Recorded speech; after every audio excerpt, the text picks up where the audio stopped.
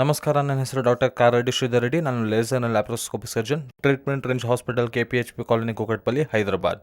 ಈ ದಿನಗಳಲ್ಲಿ ನಾವು ನೋಡೋದಾದರೆ ಪುರುಷರನ್ನ ಗಮನಿಸಿದರೆ ಕೆಳಗಿರೋ ಅಟ್ಯಾಚ್ಮೆಂಟ್ ಇರುತ್ತಲ್ಲ, ಅದನ್ನೇ ನಾವು ಫ್ರೆನುಲಮ್ ಅಂತ ಕರಿತೀವಿ. ಅಂದರೆ ಈ ಅಂಗದ ಮುಂದೆ ಇರೋ ಚರ್ಮ ಏನಿದೆ, ಈ ಚರ್ಮ ಫ್ರೀಯಾಗಿ ಹಿಂದಕ್ಕೆ ಮುಂದಕ್ಕೆ ಮೂವ್ ಆಗ್ತಿರಬೇಕು. ಅದರ ಕೆಳಗೆ ನಮಗೊಂದು ಅಟ್ಯಾಚ್ಮೆಂಟ್ ಇರುತ್ತೆ, ಅದನ್ನೇ ನಾವು ಫ್ರೆನುಲಮ್ ಅಂತ ಕರಿತೀವಿ.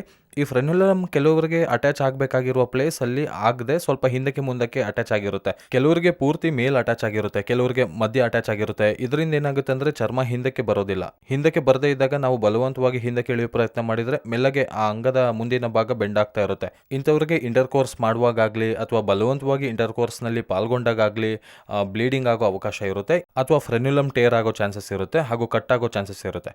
ಆಗ ಸ್ವಲ್ಪ ಫ್ರೆನುಲಮ್ ಪೂರ್ತಿ ಕಟ್ ಆಗೋಗಿ ವಿಪರೀತವಾದ ಬ್ಲೀಡಿಂಗ್ ಕೂಡ ಆಗುವ ಚಾನ್ಸಸ್ ಇರುತ್ತೆ. ಯಾವ ರೀತಿ ಬ್ಲೀಡಿಂಗ್ ಆಗುತ್ತೆ ಅಂದರೆ ಆ ಬ್ಲೀಡಿಗೆ ಖಚಿತವಾಗಿ ಸ್ಯೂಚರ್ ಹಾಕಲೇಬೇಕು, ಅಲ್ಲಿವರೆಗೂ ನಿಲ್ಲಲ್ಲ. ನಾವು ಒತ್ತಿ ಹಿಡ್ಕೊಂಡ್ರು ಕೆಲವು ಸಲ ನಿಲ್ಲಲ್ಲ, ಅಷ್ಟು ವಿಪರೀತವಾದ ಬ್ಲೀಡಿಂಗ್ ಆಗುತ್ತೆ. ಸೊ ಇದೊಂದು ಎಮರ್ಜೆನ್ಸಿ ಕಂಡೀಷನ್.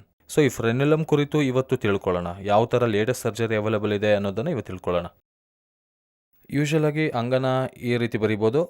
ಈ ಅಂಗದ ಮುಂದಿನ ಭಾಗವನ್ನು ನಾವು ಗ್ಲ್ಯಾನ್ಸ್ ಅಂತೀವಿ. ಈ ಮೇಲಿರೋ ಚರ್ಮ ಯಾವ ರೀತಿ ಇರುತ್ತೆ ಅಂದರೆ, ಈ ಚರ್ಮ ಮುಂದಿರುವ ಚರ್ಮ ಫ್ರೀಯಾಗಿ ಮೂವ್ ಆಗ್ತಿರುತ್ತೆ, ಬಟ್ ಕೆಳಗೆ ಮಾತ್ರ ಚರ್ಮ ಮಾತ್ರ ಇಲ್ಲಿ ಅಟ್ಯಾಚ್ ಆಗಿರುತ್ತೆ. ನಮಗೆ ಈ ರೀತಿಯಾಗಿರುತ್ತೆ. ಈ ಅಟ್ಯಾಚ್ಮೆಂಟ್ ಏನಿರುತ್ತಲ್ಲ, ಇದನ್ನೇ ನಾವು ಫ್ರೆನುಲಮ್ ಅಂತ ಕರಿತೀವಿ.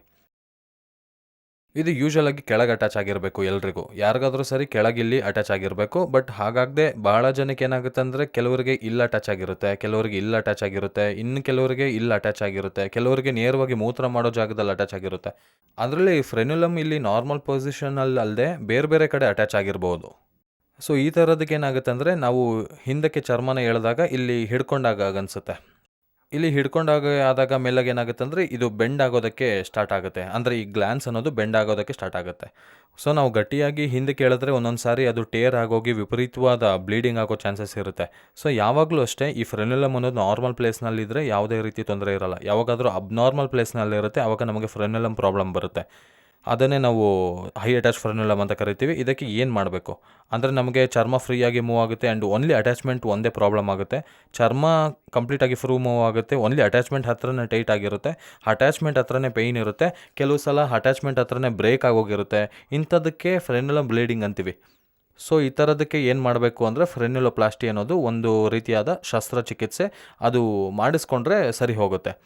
ಅಂದರೆ ಈ ಫ್ರೆನುಲೋಪ್ಲಾಸ್ಟಿನ ಡಿಫ್ರೆಂಟ್ ಮೆಥಡ್ನಲ್ಲಿ ಮಾಡ್ತಾರೆ. ನಮ್ಮ ಟ್ರೀಟ್ಮೆಂಟ್ ರೇಂಜ್ ಹಾಸ್ಪಿಟಲ್ನಲ್ಲಿ ಏನು ಮಾಡೋದು ಅಂದರೆ, ಕಂಪ್ಲೀಟ್ ಲೇಸರ್ನಲ್ಲಿ ಮಾಡ್ತೀವಿ. ಈ ಲೇಸರ್ನಲ್ಲಿ ಏನು ಮಾಡ್ತೀವಿ ಅಂದರೆ, ಆ ಫ್ರೆನ್ಯುಲರ್ ಏನು ಅಟ್ಯಾಚ್ ಆಗಿರುತ್ತೆ ಅದನ್ನೇ ಕಟ್ ಮಾಡಬೇಕಾಗತ್ತೆ. ಕೆಲವರಿಗೆ ಅಂದರೆ ಎಲ್ರಿಗೂ ಅದರಲ್ಲಿ ಚಿಕ್ಕ ಆರ್ಟರೀಸ್ ಇರುತ್ತೆ, ಅಂದರೆ ರಕ್ತನಾಳ ಇರುತ್ತೆ, ಅದನ್ನೇ ಫ್ರೆನ್ಯುಲರ್ ಆರ್ಟರೀಸ್ ಅಂತ ಹೇಳ್ತೀವಿ. ಸೊ ಫ್ರೆನ್ಯುಲರ್ ಆರ್ಟರಿ ಏನಾದರೂ ಅದರಲ್ಲಿದ್ದರೆ ಅಂದಾಗ ಅದು ಹೇಗಿರುತ್ತೆ ಅಂದರೆ, ಕಂಪ್ಲೀಟಾಗಿ ಪರ್ಪೆಂಡಿಕ್ಯುಲರ್ನಲ್ಲಿ ಇರದೆ ಕೆಳಗಿಂದ ಮೇಲೆ ಬಂದು ಬಾಗ್ ನೋಡ್ದಂಗೆ ಇರುತ್ತೆ. ಸೊ ಹಾಗಿದ್ದಾಗ ಅದನ್ನು ಟಫ್ ಟು ಟ್ರೀಟ್ ಅಂತ ಹೇಳ್ತೀವಿ. ಸೊ ಇದರಿಂದ ಏನಾಗುತ್ತೆ ಅಂದರೆ, ನಾವು ಸ್ಯೂಚರ್ ಹಾಕಿದ್ರು ಕೂಡ ಒಂದೊಂದ್ಸಲ ಸಿಗೋದಿಲ್ಲ ಅದು. ಸೊ ಅದನ್ನೇ ನಾವು ಡಿಫ್ರೆಂಟ್ ಟೆಕ್ನಿಕ್ಸ್ ಬಳಸಿ ಅದಕ್ಕೆ ಸ್ಯೂಚರ್ ಹಾಕಿ ಫ್ರೆನ್ಯುಲಮ್ನ ಕಟ್ ಮಾಡೋದ್ರಿಂದ ಅದನ್ನು ಫ್ರೆನ್ಯುಲೋಪ್ಲಾಸ್ಟಿ ಅಂತ ಕರಿತೀವಿ. ಇದನ್ನೇ ನಮ್ಮ ಟ್ರೀಟ್ಮೆಂಟ್ ರೇಂಜ್ ಹಾಸ್ಪಿಟಲ್ನಲ್ಲಿ ಲೇಸರ್ನಲ್ಲಿ ಮಾಡ್ತೀವಿ. ಈ ಲೇಸರ್ನಲ್ಲಿ ಅಗತ್ಯಕ್ಕೆ ತಕ್ಕಂತೆ ಸ್ಯೂಚರ್ ಹಾಕಬೇಕಾಗುತ್ತೆ. ಅದು ಕೂಡ ಅಬ್ಸರ್ವಬಲ್ ಸ್ಯೂಚರ್ ಆಗಿರೋದ್ರಿಂದ ಅದು ಇಮಿಡಿಯೇಟ್ ಆಗಿ ನಮಗೆ 8 to 10 ಡೇಸ್ನಲ್ಲಿ ತಾನಾಗಿ ಬಿದ್ದೋಗುತ್ತೆ. ಸೊ ಈ ಫ್ರೆನ್ಯುಲೋಪ್ಲಾಸ್ಟಿ ಮಾಡಿಸ್ಕೊಳ್ಳಿಲ್ಲ ಅಂದರೆ ಏನಾಗುತ್ತೆ ಅಂದರೆ, ಫ್ರೆನ್ಯುಲರ್ ಬ್ಲೀಡ್ ಆಗೋ ಚಾನ್ಸಸ್ ಇರುತ್ತೆ, ಫ್ರೆನ್ಯುಲಮ್ ಕಟ್ ಆಗೋ ಚಾನ್ಸಸ್ ಇರುತ್ತೆ, ಫ್ರೆನ್ಯುಲಮ್ ಹತ್ತಿರ ಪೇಯ್ನ್ ಬರೋ ಚಾನ್ಸಸ್ ಇರುತ್ತೆ. ಇದೆಲ್ಲ ಇರೋದ್ರಿಂದ ಏನಾಗುತ್ತೆ ಅಂದರೆ, ಪೇಷಂಟ್ಗೆ ಒಂದು ರೀತಿಯಾದ ಡಿಪ್ರೆಷನ್ ಶುರುವಾಗುತ್ತೆ. ಇಂಟರ್ಕೋರ್ಸ್ ಮಾಡಿದಾಗೆಲ್ಲ ಪೇಯ್ನ್ ಅನುಭವಕ್ಕೆ ಬರುತ್ತೆ, ಇಂಟರ್ಕೋರ್ಸ್ ಮಾಡಿದಾಗೆಲ್ಲ ಬ್ಲೀಡ್ ಆಗೋದು ಮೈಂಡ್ಗೆ ಬರೋದ್ರೊಳಗೆ ಅವರಿಗೆ ಎರೆಕ್ಟರಲ್ ಡಿಸ್ಫಂಕ್ಷನ್ ಸ್ಟಾರ್ಟ್ ಆಗುತ್ತೆ. ಈ ಎರೆಕ್ಟಲ್ ಡಿಸ್ಫಂಕ್ಷನಾಲಿಟಿ ಸ್ಟಾರ್ಟ್ ಆಗಿದೆ ಅಂದರೆ ಅಂಗಸ್ತಂಭನ ಲೋಪ ಅನ್ನೋದು, ಅಂಗಸ್ತಂಭನ ಗಟ್ಟಿಯಾಗಿ ಆಗೋದಿಲ್ಲ, ಅಂಗಸ್ತಂಭನ ಲೋಪಗಳು ಕಾಣಿಸುತ್ತೆ. ಈ ಡಿಪ್ರೆಷನ್ನಿಂದ ಅಂಗಸ್ತಂಭನ ಲೋಪ ಆಗಿರೋದ್ರಿಂದ ಅವರು ಇಡಿಗೆ ಟ್ರೀಟ್ಮೆಂಟ್ ಮಾಡಿಸ್ಕೊಳ್ಳೋಕ್ಕೆ ಬರ್ತಾರೆ. ಅಂದರೆ ಎರೆಕ್ಟೈಲ್ ಡಿಸ್ಫಂಕ್ಷನಾಲಿಟಿ ಟ್ರೀಟ್ಮೆಂಟ್ ತೊಗೊಳ್ತಾರೆ.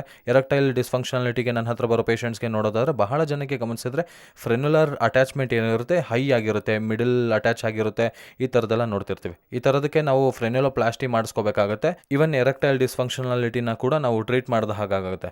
ಸೊ ಯಾರಿಗಾದರೂ ಫ್ರೆನ್ಯುಲರ್ ಅಟ್ಯಾಚ್ಮೆಂಟ್ನಲ್ಲಿ ಪ್ರಾಬ್ಲಮ್ ಕಂಡು ಬಂದಲ್ಲಿ ತಪ್ಪದೇ ನನ್ನನ್ನು ಕನ್ಸಲ್ಟ್ ಮಾಡ್ಬೋದು. ನಾವು ಲೇಸರ್ ಮೂಲಕ ಫ್ರೆನ್ಯುಲೋಪ್ಲಾಸ್ಟಿ ಮಾಡಿಸ್ಕೋಬೋದು. Thank you very much.